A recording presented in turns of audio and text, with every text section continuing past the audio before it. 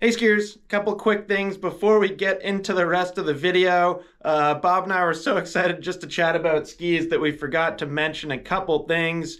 Here are the skis right here. They're not available right now, but they are available for pre-order, and we expect to have inventory in early to mid-December. There has been big demand for Ripstick skis this year, so definitely something that might sell out.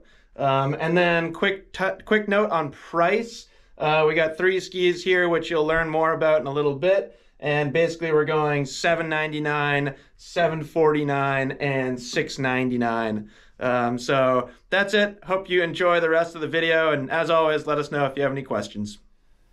Hey skiers, I'm Jeff from Skiessentials.com. I'm Bob. How's it going? We got a fun one today, don't we, Bob? Sure do. This is probably the earliest early launch we've ever done. If anyone has ever watched our videos and seen us mix up years, this is why. Yeah.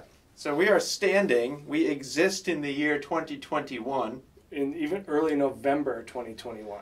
These up here are 2023. Yeah, very futuristic. It's super futuristic. But no, all kidding aside, this is really, really exciting.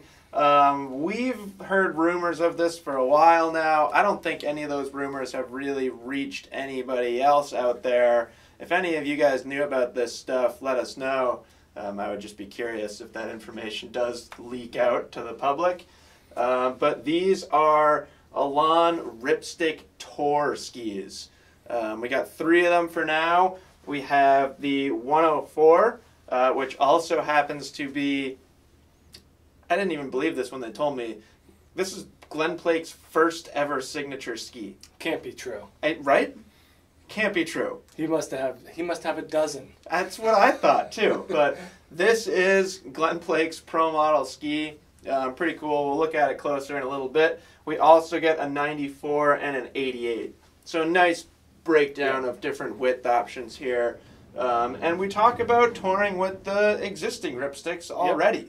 You know, those are already skis that are certainly suitable to pair with a kind of hybrid alpine touring binding.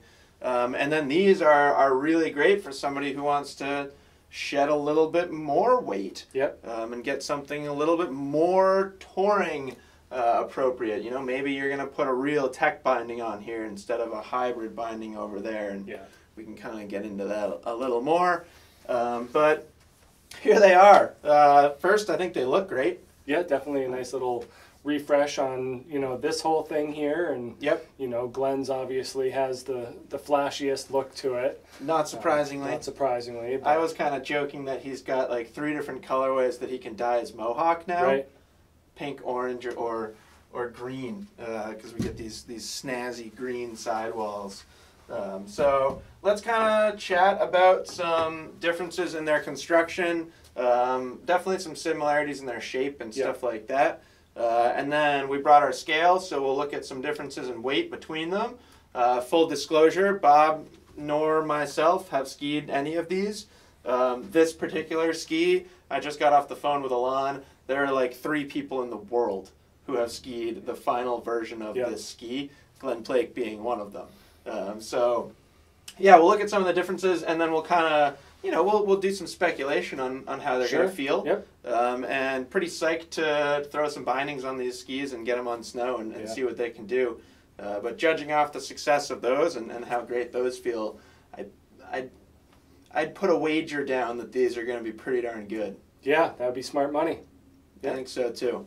So for the sake of an example ski, let's use this Glen Plake model, this Ripstick Tour 104.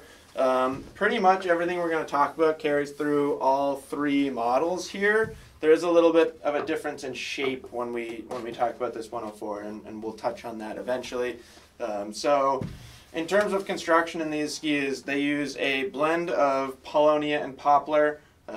Probably more Polonia than poplar. The exact breakdown isn't available yet, although it will be soon. Elan's going to get us that information. So pretty lightweight wood core. And then we get carbon bridge technology. So this is something that we talk about with the Ripsticks already. The application is a little bit different in these skis. So in those skis, we talk at length about those carbon tubes and how they provide really good vibration damping, a very smooth feel for a carbon ski. This ski, on the other hand, has one carbon rod. So it's not a hollow tube, it's an actual rod. That, if you can see on camera, which you probably can, it's through the middle of the ski, right along the top. So they actually mill out a little channel in the core of the ski that carbon rod then drops down into, and it's actually placed in there under some load too. So there's going to be quite a bit of energy coming from that carbon rod. At least we expect there's going to be a lot of energy. Yeah, and we talk about that similar with these carbon tubes that are along the outside of the 106 here, that they're milled in, as we were just learning, through the bottom. Yep, a little different on those. Yep, and again, under slight pressure, so there is energy built into the ski. Yep, so pretty darn cool. We also get what Elan is calling carbon reinforcement. So carbon reinforcement is a term that Elan uses kind of in a broad sense to describe a number of different things. In these skis, it refers to the asymmetrical use of carbon along the inside edge. There's no asymmetrical construction in these skis, so in here, carbon reinforcement is actually referring to the fact that we have two full sheets of carbon, top and bottom, you know, kind of sandwiching the core. We also get what Elan is calling 3D sidewalls, or 360 sidewalls. 3D doesn't really accurately explain it. Every sidewall is three dimensions. Right. But no, 360 sidewalls. So the actual sidewall of the ski wraps all the way through the tip and the tail of the ski, which I don't think I had ever seen before. No, and if you could make the argument that this has vertical sidewall off the route, but it's a different material from. There's a break, and then it's a different material, exactly. So this is actually the same piece of ABS sidewall material that runs through the tip and tail of the ski, and basically the sidewalls of these skis are beveled quite significantly compared to those skis. Yeah. Yep. So the lighter wood core, the different application of carbon, and the beveled sidewalls there, that's really allowing Elan to shave some significant weight off these skis. Yeah. So this 180 length in the Ripstick Tour 104 comes in around 1,570 grams, opposed to that Ripstick 106, which should come in, around 1,870 grams. Yeah. So about a 300 gram difference between these skis, which is pretty significant. Yeah, I think we did some calculations yesterday, and we'd have to do it again to get the right number, but I think it was like a 16% weight saving. So it's getting up there with being a significant thing, especially when you're taking uphill efficiency into account. Yeah, no, it's super cool. And not like, I think it's important to say, or certainly fair to say, that it's not like the lightest ski in the world. Nope. There's plenty of skis out there that are lighter than this, so you're still getting a little bit of a blend of lightweight feel for touring, but I am expecting this ski to still feel pretty strong too. Yeah. Based off what we've seen on those, they're pretty lightweight, but they feel pretty strong. I think that's going to carry into these as well. Yeah, definitely. Shape is fairly similar between the two skis.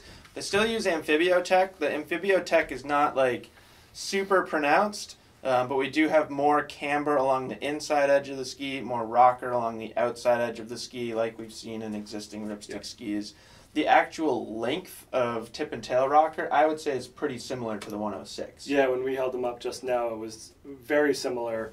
More so in the 94, 96, and the 88s versus this 106 to 104, which is a little bit bigger of a gap. Yeah, and probably the biggest difference between any of these skis and their kind of counterparts. We have an 88 here, an 88 there, 94 here, 96 there, 104 here, 106 there. This 104 has a pretty darn long turn radius.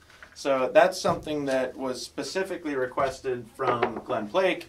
This 180 goes all the way up to a 23-meter turn radius, where that, I believe, is 18. Yeah, 18.1. Yeah, so you can definitely tell when I put them together just now. Yeah. It's mostly in the shovel. So we have similar in the waist and in the tail, and then a narrower shovel in the 104. That's where they're really taking their material from. But yeah, overall, you know, we expect the feel of these skis to be relatively similar. Yep. In, you know, their flex pattern and how quiet they feel and stuff like that. Obviously, this is lighter, so that's going to change everything. You know, all three of these skis are lighter, so that's going to affect how they feel. That turn radius is really kind of a standout feature, and this ski may feel quite a bit different than that in how it, specifically how it releases its tail edge in softer snow conditions. Yeah, and I would venture to guess that this is a superior floater. Overall, you know, not just with the extra 2 inches, big, but fat, wide tip. Wider tip. Yeah. We did notice a little bit difference in the taper. We'll kind of look at the narrower versions as a bigger difference in taper, but a little bit spoonier on the regular Ripstick versus the Tour. So I'm expecting that to plane up. Yeah. But also when you're skinning, it's nicer to have that straighter cut. So when you're going uphill, the ski's not fighting against you; it's tracking straight. So I think that, and we do see that in other touring skis, and this width, more touring specific skis, is that they do tend to have that straighter shape and longer radius. Yeah. No, in a lot of ways, you know, when you put a longer turn radius on a ski, it's just allowing for more skier input. Yep. You know, like somebody like Glen Plake, obviously he's a very, very good skier, so he wants the ability to make any turn shape whenever he wants to. These will skid and smear a little bit easier. They don't feel like they're hooking up into a turn. You know, not to say like hooking up into a turn when you don't want them to. Right. I don't know if that's really fair to say about the 106. Like, I've never really felt that. But this certainly will just let you release the tail and drift the ski a little bit longer, which comes in handy. You know, these are designed to be used in the backcountry, and having that feel and that capability in a ski really comes in handy in technical, challenging terrain.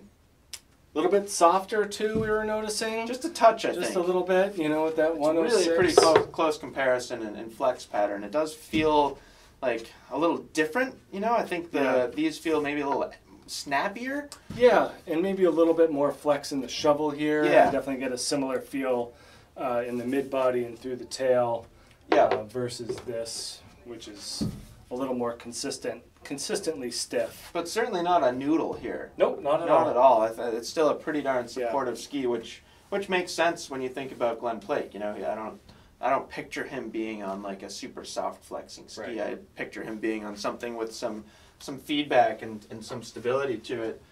You mentioned taper on the narrower skis, and I think that's certainly worth pointing out if you want to just put one of the 96s next to that, and then we'll do the 88s as well.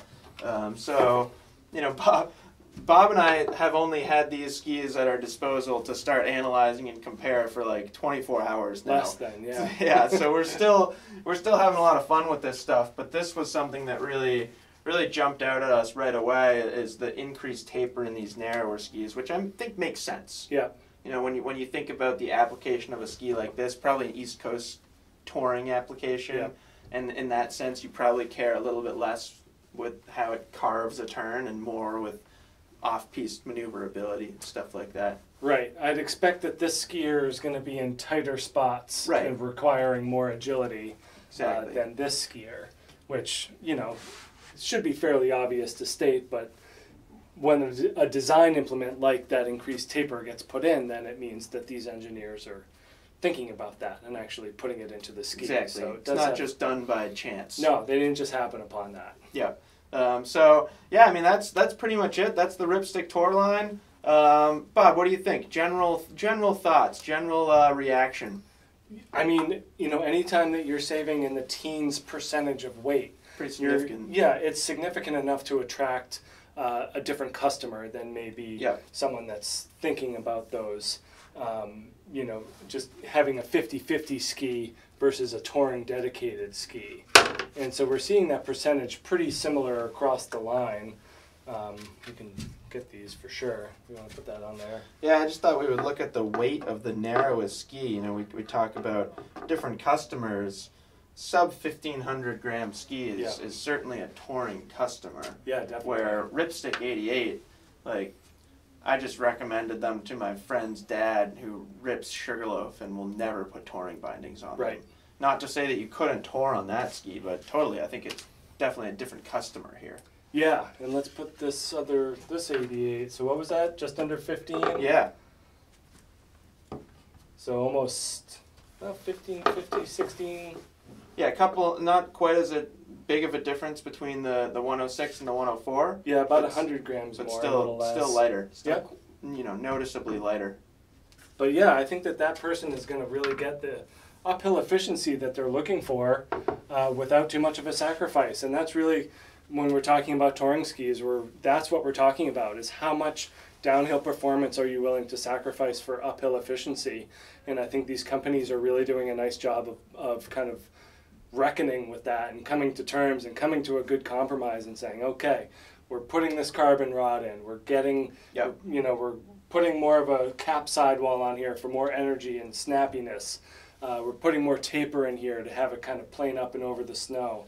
So they keep adding these downhill kind of properties while taking weight away. Yeah. And so, the end result is that the skier gets a better product. So that's really what we're all about. We've talked about it quite a bit over the past few years. Like, ski technology is really in a good place right now, and there's some significant developments, it feels like, year after year, and I feel like these are a great example. You know, kind of the next generation of the technology that they've established over there that works really well is we're seeing that kind of, they've taken it and tweaked it a little bit into these new Ripstick tour skis. So yeah, super excited to try them out. Yep. Bob, which one are you most excited about? The Glen Plake model, of course. Me too. It's pretty cool. I think you could certainly make an argument that these would be more appropriate for where we live. Not as much fun. Certainly not as much fun. So we're going to try our best to get some bindings on these skis. Obviously, we're not on snow yet, but fingers crossed that we'll be on snow within 3 weeks here. Certainly within the month. 2 to 3 weeks. So as soon as we can get on snow and do some testing, we'll probably start with this guy, even though we'll be on early season conditions. But that's fine. Whatever. It'll certainly put it to the test. Let us know if you have any questions in the meantime. A couple other things that I didn't quite mention. This carbon rod is a different length per ski. So actually you can see it in the narrower ski. It's a little longer, a little shorter in the wider ski, which kind of corresponds to the rocker profile and the intended use of those skis. It's also, its length is dependent on the length of the ski. Yeah. So kind of custom tailored so that ski is going to get the right flex pattern, stuff like that. I think that's the only thing we missed. If you do have any questions, certainly let us know. I can't guarantee that we'll be able to answer them. For empirical data. Right, like which one is going to feel more damp. No. Something like that. Yeah, it'll be speculative. It'll be speculative for at least a few more weeks, but certainly don't hesitate to ask those questions, and we'll let you know if it's a real answer or more of a speculation. So yeah, pretty exciting stuff. Keep an eye on the channel if you've made it this far to the end of the video. Keep an eye on the YouTube channel because we have a similar announcement from another brand in just a couple days. So more 2023. Some exciting stuff happening right now. So stay tuned and we'll talk to you then. Bye.